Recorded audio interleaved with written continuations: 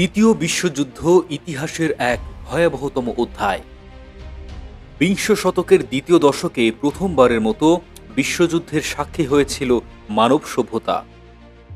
1914 থেকে 1918 সাল পর্যন্ত স্থায়ী যুদ্ধকে ওই সময়ের প্রভাবশালীরা সব সংঘাত বন্ধের যুদ্ধ নামে আখ্যা দিয়েছিল। প্রথম বিশ্বযুদ্ধ শেষে এমন রক্তক্ষয়ী ঘটনার পুনরাবৃত্তি ঠেকাতে লিগ অব নেশনস নামে একটি আন্তর্জাতিক সংগঠনও গড়ে তোলা হয়েছিল।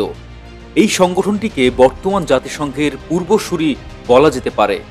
তবে ইতিহাসবিদদের ভাষ্য অনুযায়ী ওই প্রথম বিশ্বযুদ্ধের সমাপ্তি পর্বই পরবর্তী বিশ্বযুদ্ধের বীজ বপন করে গিয়েছিল, যারই ধারাবাহিকতায় মাত্র 2 দশকের মধ্যেই পুরো পৃথিবী জুড়ে আবারও বিশ্বযুদ্ধের ট্রামাডল বেজে উঠেছিল। সঙ্গত কারণেই এই যুদ্ধটি দ্বিতীয় বিশ্বযুদ্ধ নামেই পরিচিত। এই দ্বিতীয় বিশ্বযুদ্ধটি ছিল মানব ইতিহাসের এখন পর্যন্ত সবচেয়ে রক্তক্ষয়ী যুদ্ধ। আনুষ্ঠানিকভাবে 1939 থেকে 1945 সাল পর্যন্ত চলা এই যুদ্ধে পৃথিবীর কমপক্ষে 30টি দেশের প্রায় 10 কোটি মানুষ সরাসরি অংশ নিয়েছিল। আর যুদ্ধ শেষে সব মিলিয়ে প্রাণহানির সংখ্যা ছিল 8.5 কোটিরও বেশি। এর মধ্যে 5.5 কোটিরও বেশি মানুষ ছিলেন বেসামরিক নাগরিক। আর এই দ্বিতীয় বিশ্বযুদ্ধের সময় নাতিশীতোদের দ্বারা নির্বিচারে ইহুদি নিধনের কার্যক্রমটি মানব ইতিহাসের অন্যতম এক বিষাদপূর্ণ অধ্যায় হিসেবে বিবেচিত হয়েছিল। হলোকাস্ট শীর্ষক এই জেনোসাইড কমপক্ষে 60 লাখ ইহুদি ধর্মাবলম্বী মানুষকে হত্যা করেছিল নাতিশীত বাহিনী। আজ আপনাদের এই দ্বিতীয় বিশ্বযুদ্ধ সম্পর্কে আরও বিস্তারিত জানাবো। প্রথম বিশ্বযুদ্ধ শেষে বিজয়ী মিত্রবাহিনীর নীতি নির্ধারকেরা পরাজিত সাম্রাজ্যগুলোর প্রতি বেশ কঠোর অবস্থান গ্রহণ করেছিল। অস্ট্রো হাঙ্গেরি সাম্রাজ্যটি ভেঙে গোটা 10 নতুন রাষ্ট্র এবং রাজ্যের সৃষ্টি করেন তারা। আর অটোমান সাম্রাজ্যটি ভেঙে নিজেদের মধ্যে ভাগ করে নেয় ব্রিটেন এবং ফ্রান্স। এই ভাগ বাটোয়ারা অস্বীকার করে তুরস্ক নিজেদের একটি স্বাধীন রাষ্ট্র হিসেবে ঘোষণা করে। প্রথম বিশ্বযুদ্ধের আত্মসমর্পণ পত্র হিসেবে স্বাক্ষরিত ভার্সাই চুক্তি অনুযায়ী জার্মানিকেও বেশ চড়া মূল্য দিতে হয়েছিল। প্রথমত, রাজ্যটির পশ্চিম সীমান্তবর্তী একাধিক এলাকার নিয়ন্ত্রণ ফ্রান্স এবং বেলজিয়ামের কাছে হস্তান্তর করা হয়। অন্যদিকে পূর্ব সীমান্তে বিশাল এলাকা নিয়ে পোল্যান্ড নামক নতুন একটি রাষ্ট্র গঠন করেন বিজয়ী জোটের সদস্যরা। তবে এই কাজ করতে গিয়ে তারা বিপুল সংখ্যক জার্মান নাগরিককে মূল জার্মানি থেকে বিচ্ছিন্ন করে দিয়েছিল। তাছাড়া জার্মান সামরিক বাহিনীর উপরেও একাধিক বিধিনিষেধ আরোপ করা হয়। সেনাবাহিনীর সদস্য সংখ্যা 1 লাখের নিচে রাখা, ট্যাঙ্ক বা কামানের মতো কোনো ভারী অস্ত্র ব্যবহারে নিষেধাজ্ঞা উল্লেখযোগ্য ছিল। এমনকি জার্মানিকে কোনো বিমান বাহিনী রাখার অনুমতিও দেওয়া হয়নি। সর্বোপরি জার্মানি ও তার মিত্রদের প্রথম বিশ্বযুদ্ধের ক্ষয়পূরণ বাবদ বিপুল অঙ্কের অর্থ পরিশোধের নির্দেশ দেওয়া হয়। যৌক্তিক কারণেই বিজয়ী জোটের এই অবস্থান জার্মানির জনসাধারণকে ক্ষুব্ধ করে তুলেছিল। মিত্রবাহিনীর এমন একপেশে কর্মকাণ্ড জার্মানির মতো ইতালির জনসাধারণের মাঝেও তীব্র ক্ষোভের সঞ্চার করে।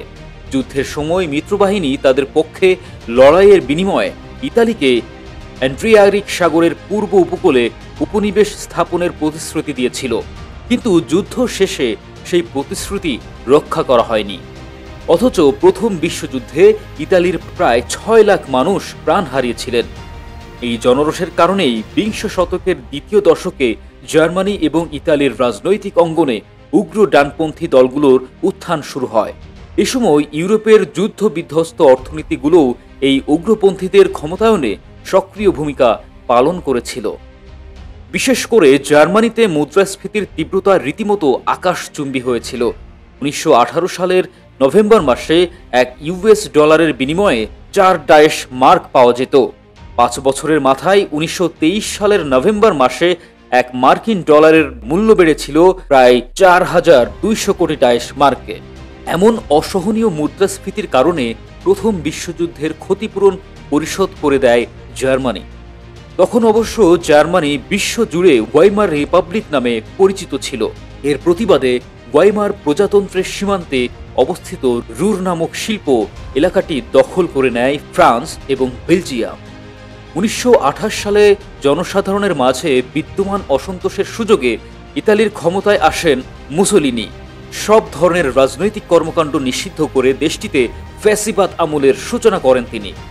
এর পরের বছর যুক্তরাষ্ট্রের নিউ ইয়র্কে ওয়াল স্ট্রিট শেয়ারের বাজারে বিশাল এক ধস নামে।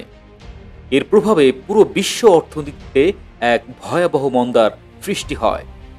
ইতিহাসে এই মন্দাটি গ্রেট ডিপ্রেশন নামে কুখ্যাত। এই মন্দার ফলে জার্মানির অর্থনীতিও সংকুচিত হয়ে পড়ে। 1932 সালে দেশটির তরুণ প্রজন্মের মাঝে বেকারত্বের হার শতকরা 30% ছাড়িয়ে যায়। পরিস্থিতির জন্য সরকারকে দায়ী করে প্রতিবাদের রাস্তায় নেমে আসেন জার্মানির অধিবাসীরা। এর ধারাবাহিকতায় ওই বছর জুলাই মাসে অনুষ্ঠিত সাধারণের নির্বাচনে বিপুল ভোটে জয়ী হয় উগ্র ডানপন্থী দল এনএসডিএপি। জনৈক অ্যাডলফ হিটলার নেতৃত্বাধীন এই দলটি সংক্ষেপে নাতসি পার্টি নামে পরিচিত ছিল। নির্বাচনে জয়লাভের পর দলটি তাদের সভাপতি অ্যাডলফ হিটলারকে দেশের সরকার প্রধান হিসেবেই নিয়োগ করে।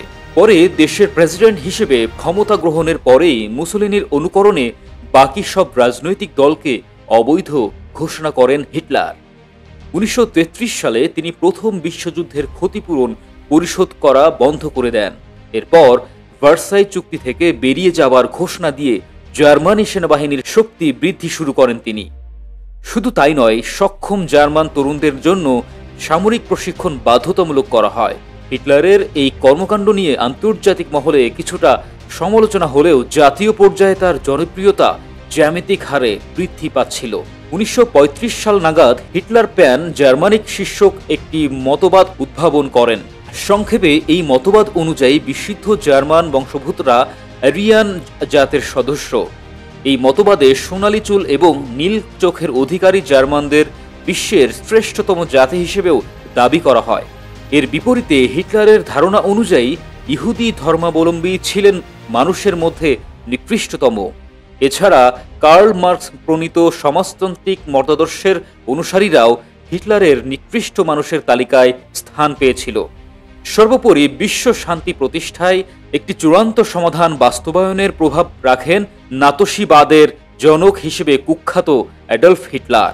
তার প্রস্তাবনা অনুযায়ী বিশ্বজুড়ে আরিয়ানদের রাজত্ব প্রতিষ্ঠা করা হবে এবং বৈশ্বিক ও সমাজে ক্ষমতাসীনরা বিশ্বব্যাপী মার্কপন্থী এবং ইহুদিদের নির্মূলে গণহত্যা চালাবে।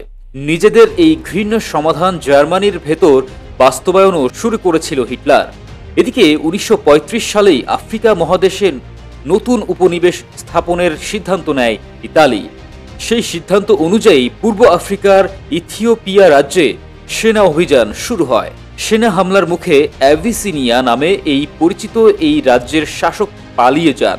তবে রাজ্যটির জনসাধারণ সশস্ত্র বিপ্লব শুরু করে।